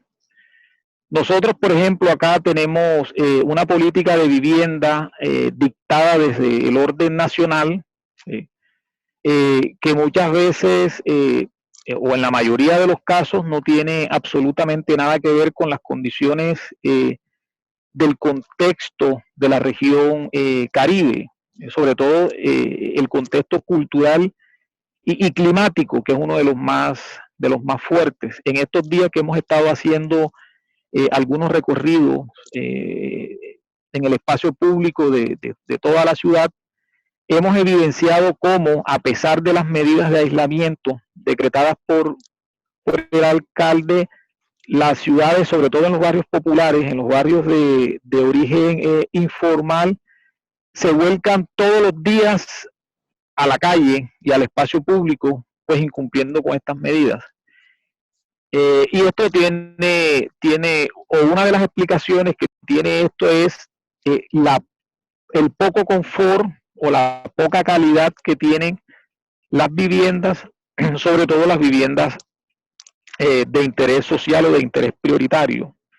Entonces yo creo que en ese sentido tendríamos que replantear esos patrones o esos modelos de vivienda, sobre todo para las clases menos favorecidas, tomando en cuenta las condiciones del contexto, sobre todo las condiciones climáticas. Es muy complicado, sobre todo en estos días de confinamiento, permanecer en el interior de estas viviendas donde el calor intenso producto de la radiación solar hace que sean prácticamente inhabitables, lo que impulsa o empuja a sus habitantes a estar en el exterior de estas viviendas. Entonces ese es un punto crítico, es un punto neurálgico, es un punto que se debe revisar y que se deben tomar las medidas desde el punto de vista de la política de vivienda en el país para que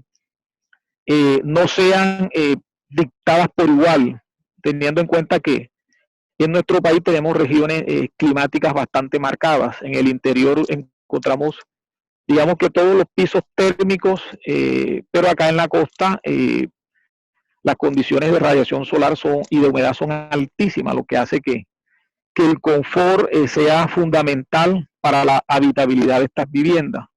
Entonces, en ese sentido, creería que ese tema se debe revisar y se debe replantear. Por el otro lado, aquí estamos viviendo también un tema de expansión de la huella urbana, producto de varios proyectos de vivienda de interés social que han traído como consecuencia la expansión horizontal de la ciudad.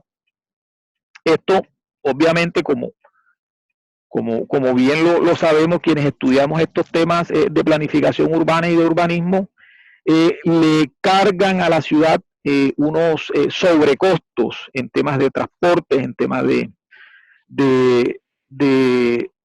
infraestructura de servicios públicos, en costos de horas de desplazamiento para las personas que viven en esos lugares que cada día, o en esos sectores que cada día están más apartados de los centros de trabajo y de producción, etcétera, etcétera. Entonces, esos programas de vivienda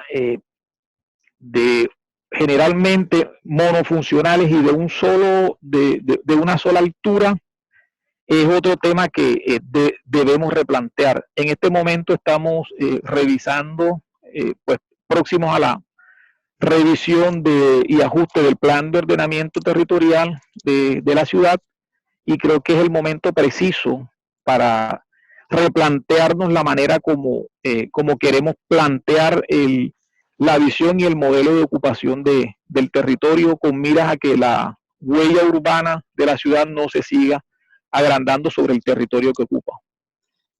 Bien, muchas gracias, Osberto.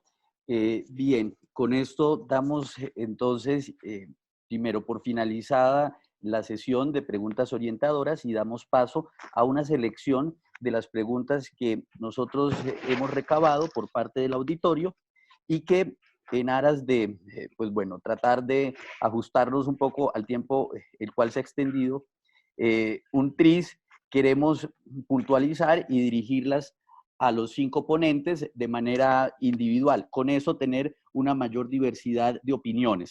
En ese sentido, empezamos con José Chong y una pregunta que está dirigida, entendemos nosotros, más como en función de esa experiencia que ha tenido José dentro de ONU Habitat.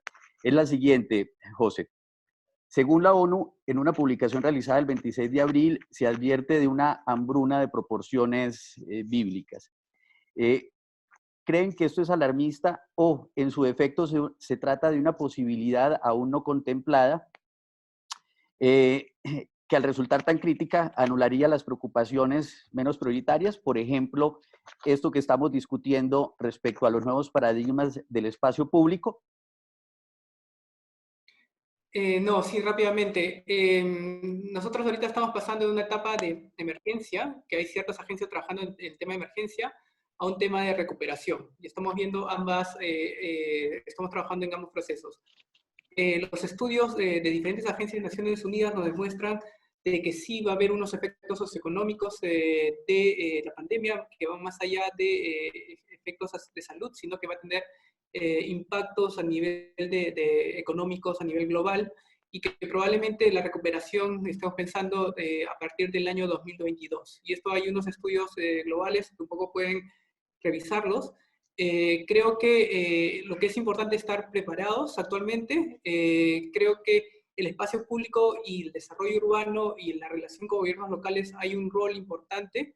Vemos que hay dependiendo del país, hay una coordinación entre gobierno nacional y gobiernos locales, y vemos que muchas veces el gobierno local ha tenido mejores actuaciones en respecto a al conocimiento del territorio para reactivar un poco los procesos de reactivación socioeconómica, y que finalmente sí pueden llegar a niveles, bueno, de extremar los niveles de pobreza que ya estamos viendo bueno, bastante altos en diferentes realidades en diferentes países, ¿no? Entonces yo creo que es algo que tenemos que tener en cuenta, no solamente los impactos que se tiene a nivel de ciudad, sino también los impactos socioeconómicos a nivel de un poco de cómo se puede reactivar la economía, y un poco estos modelos y adaptación a la ciudad a partir de estas nuevas expectativas, y esos también relaciones internacionales y de flujos y contactos con diferentes ciudades, países, mercancías, trabajos, etcétera, ¿no? Entonces, no es un tema alarmista, hay que tomarlo con cautela porque son proyecciones, pero sí hay que estar preparados, y cada una de las ciudades van a tener que ir afrontando estos procesos dentro de cada una de las responsabilidades. Bien, muchas gracias, José. Bueno, si alguno quiere de pronto hacer una réplica, puede hacerlo. Sin embargo, considero que por temas de tiempo podemos hacer una ronda de preguntas que el público ha formulado, y luego evaluar si de pronto nos queda un tiempo para unas acotaciones finales. La siguiente pregunta está dirigida a Raúl y tiene que ver con la posibilidad de adaptación de la vivienda a unas nuevas realidades, que realmente no son nuevas, sino que ahora son visibles. En ese sentido, ¿consideran que es viable hablar de una producción de una nueva vivienda en Latinoamérica, teniendo en cuenta que las ciudades latinoamericanas tienen un alto porcentaje de su suelo destinado a la vivienda informal o marginal? ¿Es viable si lo ven como un paradigma realista? Bueno, gracias por la pregunta. Yo creo que eso es esta inquietud pues está pues en todo el mundo, ¿cierto? Cómo las ciudades pueden realmente responder al gran reto pues de tener una vivienda flexible, una vivienda que pueda adaptarse a distintos usos. Las realidades de los países colombianos, donde pues como lo comenta la pregunta, hay un gran sector de vivienda informal o producida, digámoslo, por la misma gente, lo cual pues también tiene mucha validez dentro del punto de vista sociológico, cómo la gente misma responde a los retos de la vivienda. Pero más allá de eso, realmente yo creo que la clave está en poder entender las diferencias entre los contextos. Muchas veces las personas o las comunidades que están buscando hacer estos procesos de adaptación de la vivienda no tienen el acompañamiento o los conocimientos necesarios para hacerlos. Por eso es importante que las ciudades, en vez de estigmatizar los asentamientos informales y generalmente olvidarlos, ¿cierto? Que lastimosamente es lo que pasa en muchas ciudades. Es importante que las ciudades reconozcan realmente el potencial que tienen estas zonas, no solo como una respuesta de la comunidad misma al problema de la vivienda, sino como todo una parte de un gran laboratorio urbano, donde las personas reaccionan a las necesidades que tienen de muchas maneras, buscan alternativas. Entonces, de este conocimiento de las comunidades, yo creo que pueden salir muchas claves alrededor de cuál es esa flexibilidad, cuál es esa oportunidad que se tiene de lograr que estos contextos puedan responder mejor, sean más resilientes ante una emergencia, y que puedan pues realmente adaptarse de una manera digamos digna a las condiciones a las actuales y a las condiciones futuras. Bien, muchas gracias, Raúl. La tercera pregunta está dirigida a la arquitecta María Elena y tiene que ver con el valor de los centros históricos. En este sentido, la pregunta dice lo siguiente: ¿qué opinan de volver al centro histórico, al barrio, a la calle, con un urbanismo basado en conductas mejoradas del habitante urbano, con seguridad, armonía, humanismo, otro estilo de vida? Bueno, en principio quiero señalar que no es una pregunta sencilla, porque antes de plantearse cualquier tipo de estrategia, tendríamos que conocer a detalle el diagnóstico. O sea, y los centros históricos no son algo homogéneo a nivel mundial en los que uno pueda atenderlos de manera con un manual o con una norma. En el caso de la ciudad de Mérida, que es el que conozco a ciencia cierta, es que hay una discordancia entre los argumentos de hablar de que el centro histórico está siendo desalojado o que presenta gentrificación o que está siendo subutilizado. La verdad es que nuestro centro histórico, y como muchos de América Latina, juegan un papel dialéctico muy importante con respecto a zonas donde no hay equipamiento, no hay infraestructura, y principalmente porque son centros de trabajo. El centro urbano ha crecido, ha devorado ciertas partes que eran antes barrios, y esto ha permitido también que la gente que donde vive no tiene escuelas o no tiene algunos servicios, vayan y consuman los del centro. Digamos, mujeres que trabajan y prefieren tener a sus hijos en las escuelas del centro histórico que en la periferia. O sea, este es un tipo, ¿no? La dialéctica de uso entre el equipamiento. Por otra parte, también hay un proceso de gentrificación, hay un proceso de cambio de uso, tenemos bastantes fenómenos en ello, y la infraestructura del centro histórico no es una infraestructura subutilizada, al contrario, es una infraestructura sobreutilizada, supercargada de transformadores, porque muchos edificios que eran viviendas se han convertido en hoteles del tipo Airbnb, que no funcionan del todo legal con respecto a la industria turística. También la industria turística,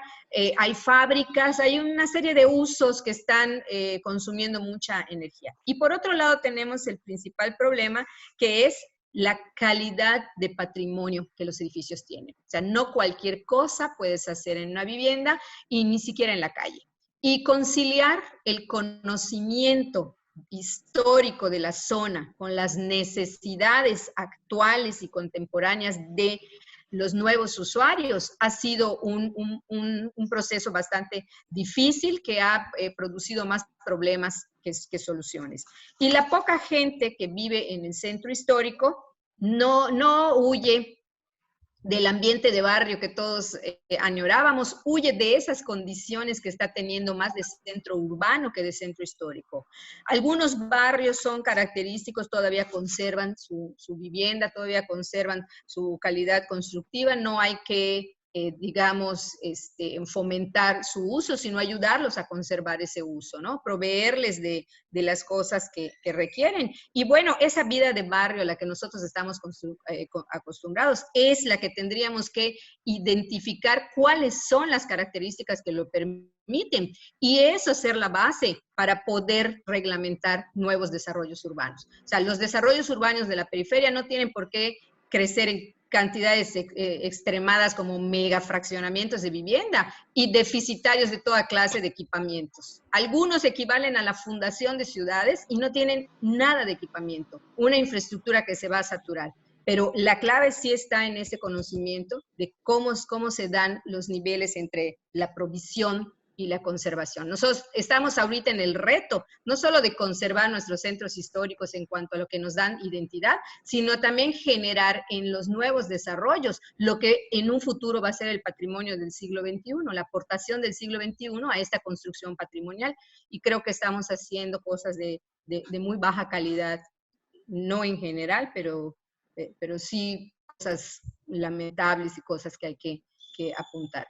Me gustaría, no sé si la respuesta pueda yo complementarla con solicitarle a Elkin que pueden publicar los correos de nosotros, por si este es un club realmente. Yo agradezco ver que está saturado de la gente que esperábamos que estuviera. Muchos son estudiantes, otros son colegas que trabajamos en lo mismo. No sé si sea posible poder socializar nuestros correos, nuestros contactos, para establecer un diálogo constante, que creo que sería una de las aportaciones más grandes de esta iniciativa de Elkin, ¿no? De juntarnos a hablar sobre temas oportunos. Gracias.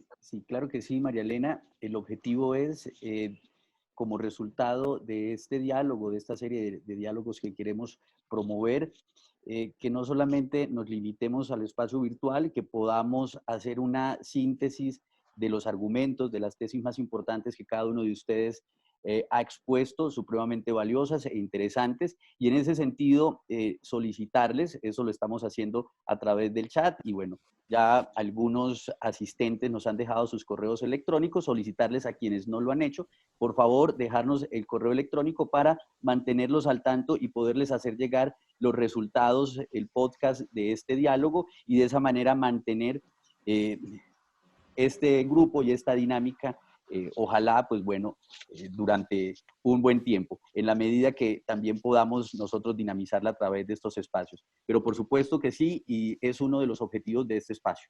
Gracias por recordarlo, María Elena. Bien, pasamos entonces a una siguiente pregunta. Está dirigida al arquitecto Abel, de Perú, y es la siguiente. ¿Qué sugieren para generar un cambio en la mentalidad de los políticos, que es el gran cuello de botella que no permite que las políticas de planificación urbana progresen sobre los intereses económicos inmobiliarios? Bueno, concretamente hay, creo, distorsiones en el acceso a los niveles de experiencia política. O sea, ahí con este criterio de que todo el mundo tiene los mismos derechos, bueno, se da la situación de que justamente personas no preparadas llegan a asumir cargos políticos, ¿no? Entonces ahí creo que hay un filtro, un refuerzo necesario para poder dotar de capacidades, de elementos, digamos, generales, obviamente, a los políticos, ¿no? Desde los niveles digamos, de comicios básicos prioritarios, ir seleccionando y que, digamos, el mejor representante llegue justamente con la posibilidad de acceder a la decisión política. Pero también el entorno político tiene, digamos, un anillo periférico que son los asesores. No necesariamente el político tiene el manejo y la conducción completa, absoluta, detallada de todos los temas, ¿no? Entonces también hay parte por el soporte y por el entorno que se maneja en el nivel político. Rodearse de gente con experiencia, con gente que haya desarrollado y concretado procesos, exitosos obviamente, recurrir también a alianzas, eso es fundamental. A veces las fuerzas y las capacidades de los niveles locales no son suficientes, y es bueno reconocer esa condición, y ahí recurrir a apoyos, asistencias técnicas. Felizmente hay buenas posibilidades de acceso en cuanto a esto, ¿no? ONGs, instancias de cooperación internacional, bancos de fomento, y bueno, recurrir a la academia también me parece importante. Entonces el desarrollo, si bien genera un liderazgo a partir de lo político, pero tendría que estar soportado también por una visión de gobernanza, una visión de nueva gobernanza. Entonces, bueno, básicamente espero haber aclarado la pregunta. Claro que sí, muchas gracias, Abel. Y pasamos, bueno, a esta última pregunta que está dirigida al arquitecto Ausberto, y es la siguiente. ¿Los urbanistas tienen estrategias desde el activismo o la academia para posicionar estas ideas que nosotros hemos venido discutiendo en el corto y mediano plazo. ¿Consideran que la actitud de los urbanistas, de los arquitectos, ha sido suficiente? ¿Qué sugieren para que se puedan promover estos cambios desde los profesionales jóvenes recién egresados en torno al activismo para temas urbanos?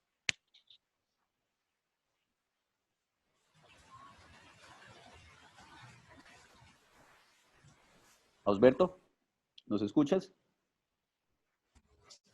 Aló. Aló. ¿Sí? ¿Nos escuchas o repito la Sí. pregunta?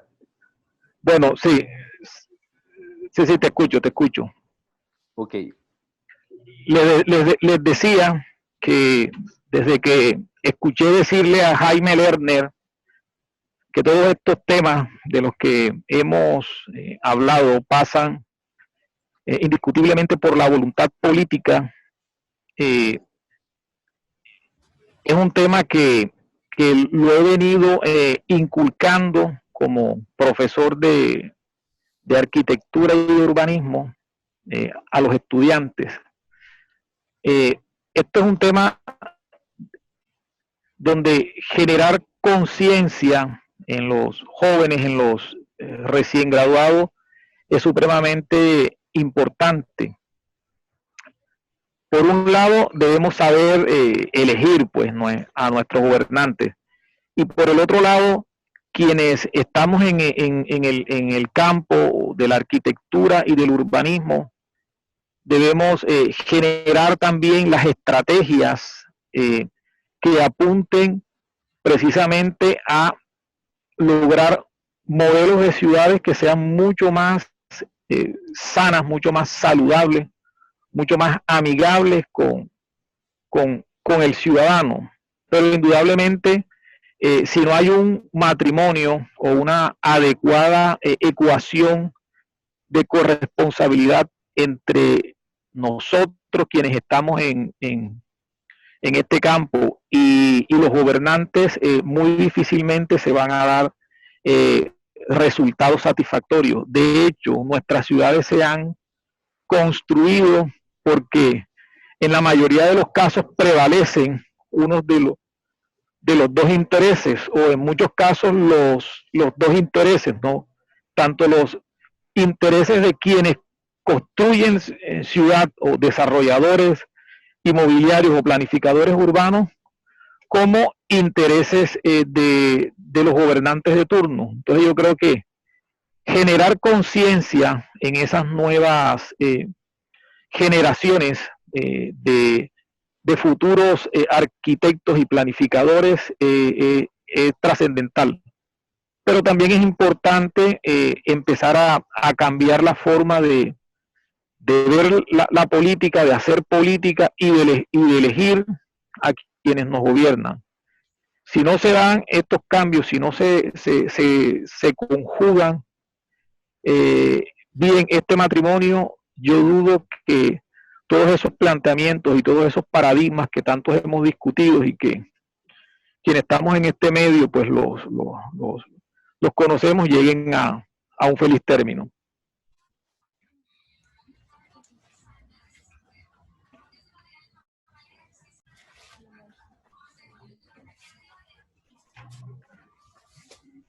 Elkin, está apagado tu micrófono.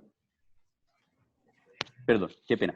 Bien, ya con esta respuesta de Osberto, damos cierre a la sesión de este webinar, no sin antes hacer una pequeña síntesis de cada una de las tesis más importantes de los ponentes, a quien aprovecho para felicitarlos, agradecerles por la disposición, por los excelentes aportes que nos han compartido, y también agradecer, por supuesto, a esas personas que están detrás de bambalinas, que es el equipo Buró, que ha permitido que esto pues se pueda desarrollar con, espero yo, satisfacción, a pesar de todas las dificultades que, bueno, estos espacios virtuales demandan. Entonces quiero sencillamente cerrar con unos enunciados que nuestro equipo ha sintetizado a partir de las intervenciones de cada uno de ustedes. Bien, respecto a los postulados de Osberto, Osberto nos dice lo siguiente: se deben replantear los modelos de vivienda para las clases menos favorecidas, teniendo en cuenta las condiciones climáticas, sobre todo en el contexto del Caribe colombiano. La política de vivienda del país debe tener en cuenta las regiones climáticas y la habitabilidad en función de estas. Se debe replantear la visión y el modelo de ocupación del territorio hacia una huella urbana más eficiente. José Chong nos dice lo siguiente: dependiendo del país, hay coordinaciones entre gobiernos nacionales y gobiernos locales. El gobierno local ha tenido en general una mejor gestión en cuanto a entender el contexto y responder a las necesidades para mitigar los impactos socioeconómicos. Hay que estar preparados y cada ciudad tendrá que ir afrontando los diferentes procesos. Raúl Marino nos comenta lo siguiente: la clave está en entender las diferencias entre los contextos formales e informales. Las ciudades, en vez de estigmatizar los asentamientos informales y olvidarlos, deben reconocer el potencial de estas como un laboratorio urbano, en el que cada persona reaccione y responda a las necesidades buscando alternativas para habitar el territorio. Las ciudades deben apoyar estos asentamientos para que sean más resilientes y generar condiciones más dignas. María Elena Torres nos dice lo siguiente: antes de plantear cualquier estrategia, hay que conocer el diagnóstico del contexto. En el caso de Mérida, el centro histórico tiene un proceso de gentrificación por el cambio de uso, lo que hace que la infraestructura sea sobreutilizada. Las personas que salen del centro histórico huyen de las nuevas condiciones de vida urbana que están acabando esa vida de barrio. Se debe generar en los nuevos desarrollos aportes que puedan llegar a un nivel de patrimonio en el futuro para brindar esa calidad de vida en todas las áreas de la ciudad. Por último, Abel nos comenta lo siguiente: hay distorsiones en la vida pública, empezando por quienes llegan a cargos públicos y no tienen el conocimiento ni la experiencia necesaria. Es importante rodearse de gente con experiencia, con conocimiento, y recurrir a alianzas estratégicas, asistencias técnicas, cooperación nacional, interinstitucional, y debe haber una visión de una nueva gobernanza. Bueno, con esto quisiéramos hacer un cierre. Dado el tiempo, pues no podemos atender todas las preguntas. Sin embargo, aprovechamos, bueno, que todavía está la mayoría de auditorio presente para comunicarles que estaremos enviando los resultados sintéticos de este diálogo. En lo posible, tratar de, en ese envío de resultados, responder a las preguntas que consideremos más importantes y que lograron analizarse o reflexionarse a lo largo de este diálogo. Una vez más, agradecerles a todos los ponentes. Los aportes y el espacio hoy en medio de ese día del trabajo han sido demasiado enriquecedores. A todas las personas que pudieron seguirnos a través de las redes y a través de este salón, también agradecerles muchísimo por el tiempo, hoy especialmente en un día feriado y de confinamiento, y pues agradecerles también a todos los integrantes del equipo Buró que estuvieron apoyando el detrás de cámaras de este evento. Bueno, muchísimas gracias a todos. Una feliz resto de tarde y bueno, quedamos en contacto. Que estén muy bien. Hasta luego a todos. Muchas gracias, Elkin. Mucho gusto, muchas gracias. Hasta luego. Ay, desde Irapuato, saludos. Hasta luego. Gracias. Muchas gracias a mis compañeros del panel. Mucho gusto conocerlos. Estemos en contacto. Estaremos en contacto. Cuídense. Los correos de todos los ponentes los vamos a enviar por mail a las personas que nos dejaron a través del chat los datos de correo electrónico. Bueno, nuevamente muchas gracias a todos por el tiempo y quedamos en contacto. Que estén muy bien. Hasta luego. Adiós, Elkin. Adiós.